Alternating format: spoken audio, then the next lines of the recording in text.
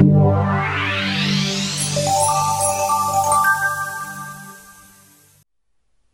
this video, I'm going to show you how to insert a contact form into your WordPress blog. And it's a good idea to have a contact form so that people can get in touch with you to ask you questions about blog postings or products that you might be selling as an affiliate and so on. The simplest way to insert a contact form is to use a plugin. So I'm going to install one now. Come here to Plugins and then Add New. And I'll do a search here for contact form and click on Search Plugins. And as you can see, there are a whole lot of different contact forms that you can have. But the one that I like is this one here, Slick Contact Forms by Lee Chestnut. So I'm going to go ahead and install it. So click on Install now and click on OK. And that's installed. So I'm going to click on Activate Plugin. And there we are, the plugin is activated. So now I need to configure it. So come down here to Settings.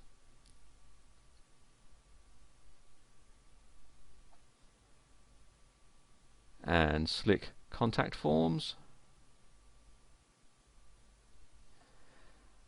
And then you can fill out what you're going to have on the contact form and email.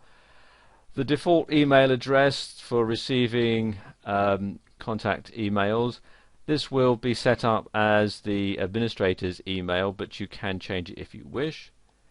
And you have the email subject. I'm going to say from Sam's blog.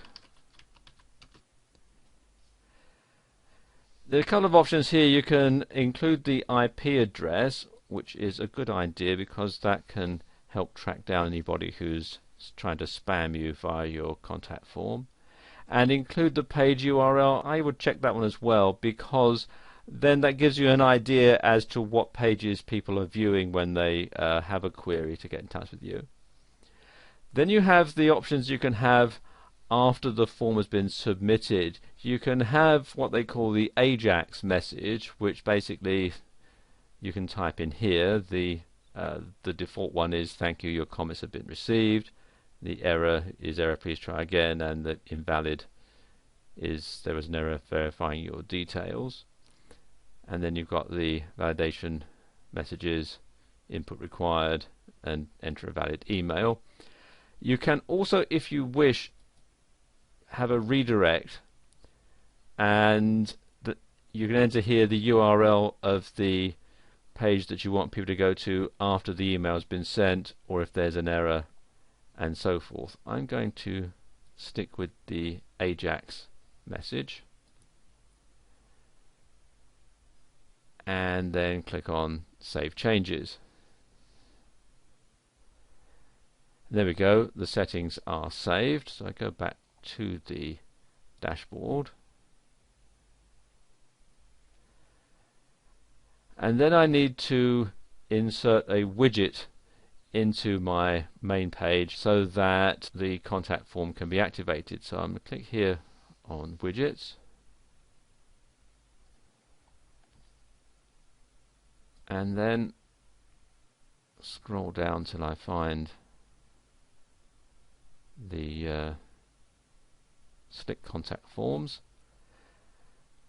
And what Slick Contact Forms do is it adds a floating contact form, which means that it's not actually included in a sidebar, even though you have to actually include the contact form in a sidebar.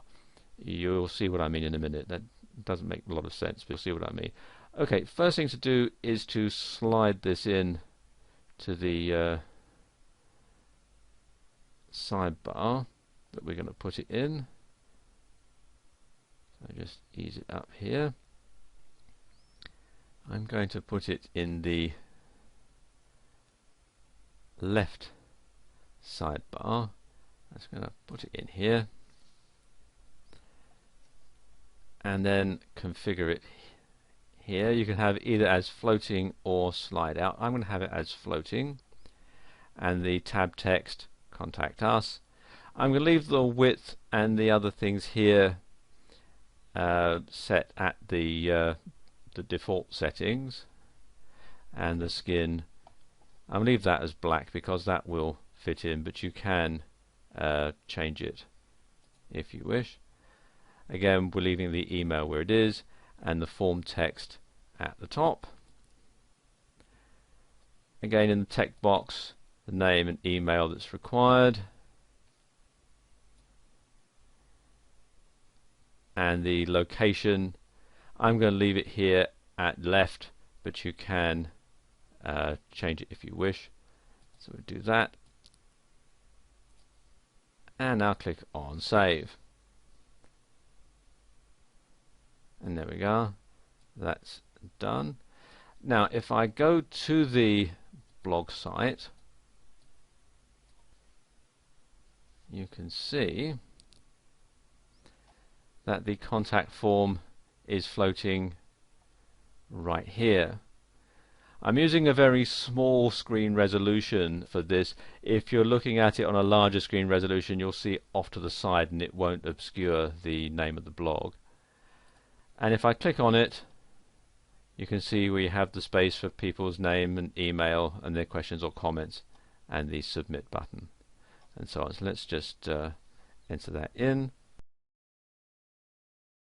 and then click on submit. This is processing, and there you go, it flashes up, your comments have been received, and if I click there, that just closes that up. And I've rectified that problem now, so it's not obscuring the name. One thing I didn't explain earlier is what it means by floating. As I scroll down, you see it follows like that.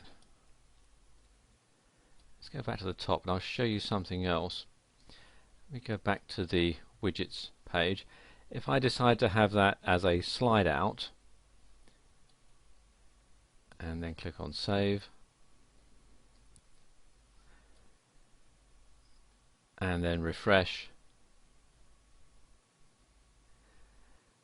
you can see it moves over right to the side, and then when I click on it,